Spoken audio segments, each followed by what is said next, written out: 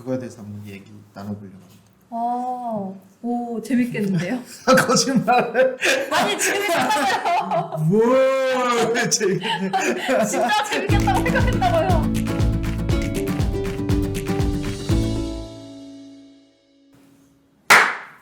오늘의 주제는 손흥민처럼 경영하라입니다. 손흥민처럼 경영이요? 네. 제가 알고 있는 그 손흥민은 축구 선수밖에 없거든요. 네. 제가 아는 손흥민도 축구 선수밖에 없어요. 그 사람이 최근에 회사를 하나 만들었나요? 아니요, 그렇지 않고요. 축구하는 모습에서 경영적으로 저희가 참고하고 본받을 만한 것들이 있어서 오늘 그거에 대해서 한번 얘기 나눠보려고 합니다.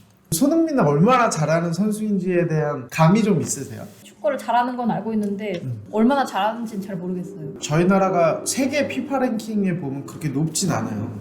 프로축구 리그 중에 잉글랜드 리그가 흔히 얘기하는 빅4에 들어가는 리그 중에 하나거든요. 근데 거기에 주전으로 뛰고 있다. 이것만 해도 사실 엄청난 거거든요. 하이라이트 보면 손흥민도 굉장히 많이 등장하거든요. 오... 피파라는 게임이 있는데 네네. 손흥민이 나오면 엄청나게 소리를 질러요. 썸!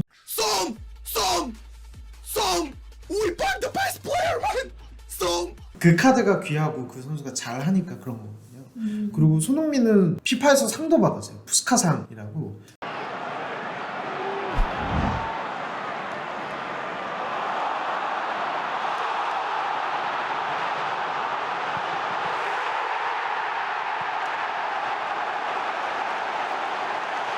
외국에서 한국의 위상을 나타내고 엄청난 일들을 하고 있는 겁니다. 근데 이런 손흥민한테서 어떤 경영적으로 참고할 수 있는 포인트가 있을까요? 세 가지가 있는데요. 네. 첫 번째는 기본을 탄탄하게 하라. 손흥민은 기본적으로 기본기가 굉장히 탄탄해요. 뭐 체력도 탄탄하고. 근데 그 아버지께서 어렸을 때 손흥민을 이제 훈련을 시키시면서 계속 양발을 쓰게 하셨어요. 대부분의 선수들이 슈팅은 왼발로만 한다든지 아니면 오른발로만 한다든지 대부분이 맞아요, 그렇거든요. 맞아요. 손흥민이 그렇게 양발을 쓰다 보니까 수비수들이 그냥 미칠 노릇인 거예요. 습관적으로 오른쪽 발을 쓰는 사람들 예측이 가능하잖아요. 어느 쪽으로 선수를 이렇게 막아야 될지가 좀 잘 모르겠는 거예요. 그렇죠. 예측이 불가한 거죠. 근데 이게 경영이랑 어떻게 연관을 지을 수 있을까요? 경영도 결국은 양발을 쓰듯이 어떠한 환경과 상황에서도 유연하게 대처하는 유연성이 좀 필요해요. 수비수가 이렇게 와도 이렇게도 갈 수 있고 그런 것처럼 기업들도 어떤 일을 하거나 프로젝트를 할 때 그것만 바라보고 하는 경우가 굉장히 많아요. 굉장히 많은 R&D 비용도 투자하고 굉장히 많은 기회를 할 거잖아요. 그러다 보니까 시장 상황이 뭔가 바뀌는 거에서 유연하게 대처하지 못하는 경우가 굉장히 많아요.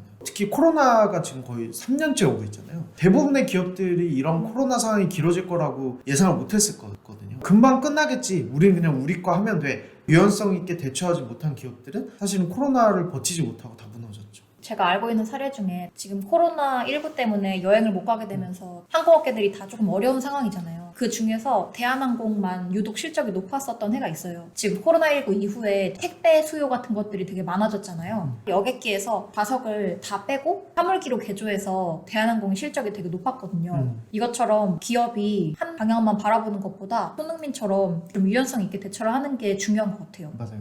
기업이 피버팅을 잘 해야 빠르게 변화하는 시대에 대응할 수 있어요. 고객이 어떻게 변화하고 있고 그 고객 관점으로 봤을 때 우리 서비스가 어떻게 피버팅을 해야 살아남을 수 있겠구나. 이게 기업에도 필요해요.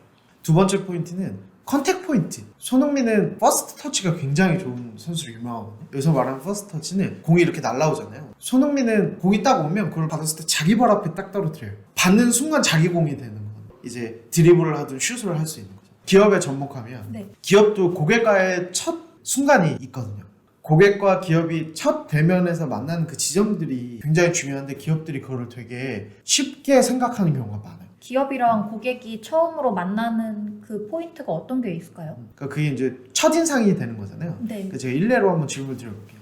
병원에 고객이 갔을 때 고객이 처음 그 병원과 만난 지점은 어딜까요? 병원에 딱 들어가서 그 보는 그 데스크 아니에요? 그래서 병원들이 대부분 그 데스크에 굉장히 신경을 많이 써요. 네, 인테리어도 잘하고. 근데 사실 고객 전의를 잘 그려보면 거기가 첫 번째 지점이 아니에요. 첫 번째 지점은 고객이 차를 갖고 온다 그러면 주차장. 근데 거기까지는 보통 신경 안 써요. 주차장에 차를 딱 대서 어디 병원 어떻게 가요? 그런데 일하시는 분이 막 화를 내신다든지 뭐 당신 알아서 해요 그러면 벌써 거기서부터 고객 경험이 안 좋아지는 거거든요.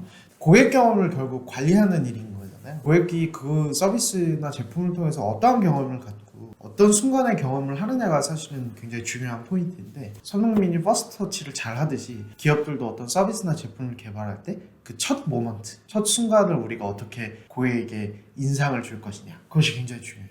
그러면 마지막 세 번째 포인트는 어떤 거예요? 마지막으로 세 번째 포인트는 끊임없이 확인하라. 그 손흥민이 오프 더 볼 상황에서 우리 편 선수들을 엄청 잘 살펴요. 공만 보고 뛰어가는 게 아니라 선수들의 움직임을 따라서 계속 자기의 어떤 동선을 짠다든지 그런 움직임이 굉장히 좋은 선수거든요. 공을 자기가 가지고 있지 않은 상황에서도 지금 저 선수는 뭘 하고 있고 저 선수는 뭘 하고 있으니까 나는 뭘 하겠다 이런 생각을 가지고 뛰는 거네요. 맞아요. 팀원이 공을 가지고 열심히 뛰고 있으면 그 제 열심히 뛰네가 아니라 오프 더 볼 상황에서 또 같이 내가 협업할 수 있는 건 없을까? 그런 협업 형태가 굉장히 중요하거든요. 그 일례로 저희가 이제 모 대기업 프로젝트를 최근에 하면서 우리가 ESG 경영을 위해서 뭘 할 수 있을까를 한 부서에서 고민하니까 잘 되지 않으시더래요. 그래서 우리가 ESG 경영 관련돼서 할 수 있는 그런 계열사들을 다 모아보자. 그래서 어떤 큰 공간 하나 빌딩을 빌리셔서 그 계열사들을 모아놓고 공유 오피스를 만드신다는 얘기를 제가 들은 적이 있거든요. 그러니까 큰 기업도 이제 그런 식으로 계열사들끼리 협업을 하고 또 저희 같은 이제 작은 기업들도 팀원 간의 협업이 그렇게 되어야겠죠. 한 팀이 열심히 저 PM이 뛰고 있으니까 그러면 내가 오프 더 볼 상황에서 뭘 더 도울 수 있을까? 같이 협업을 할 수 있을까? 그리고 또 내가 공을 가지고 뛸 때는 다른 팀원들이 또 그렇게 협업을 해주면 훨씬 더 빠르고 안정되게 갈 수 있겠죠. 선수가 지금 공을 가지고 뛰고 있으니까 내가 가서 어떤 식으로 하면 되겠다. 전체의 상황을 보고 확인하는 게 필요하겠네요. 근데 진짜 세 가지 포인트를 들어보니까 전 축구랑 경영이 무슨 상관이 있을지 몰랐는데 손흥민에게서도 경영을 어떻게 하면 좋을지 그 포인트를 얻을 수가 있네요. 네.